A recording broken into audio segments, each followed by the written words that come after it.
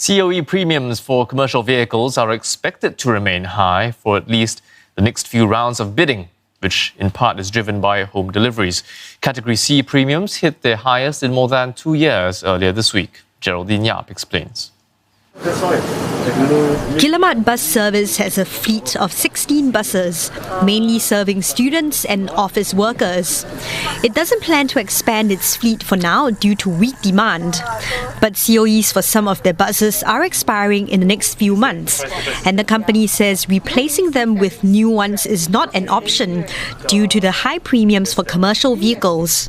If we were to buy new vehicles, its cash flow will be higher compared to if we have other options to buy resale vehicles which are relatively new, 1 or 2 years, or just renew the COE for existing 10-year vehicles. The price that we renew our COE is based on the past 3 months. So if COE prices goes up higher or remains high, it will also affect our costing and margins. Category C premiums closed at about $33,000 this week, the highest in more than 2 years.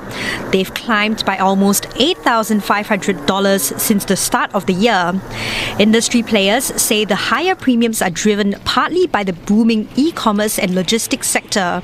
The sectors like that does food delivery,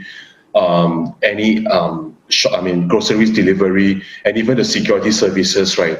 I think there's a boom in that particular business sector, and usually, in direct relations to that, they will have a surge in the need for vans for commercial vehicles. The high prices may also be due to increased demand for lorries from the construction sector, says another. That's because companies have to ensure safe distancing amid the pandemic when ferrying their workers, reducing the vehicle's capacity. There's also been more stringent requirements in terms of the ferrying of migrant workers.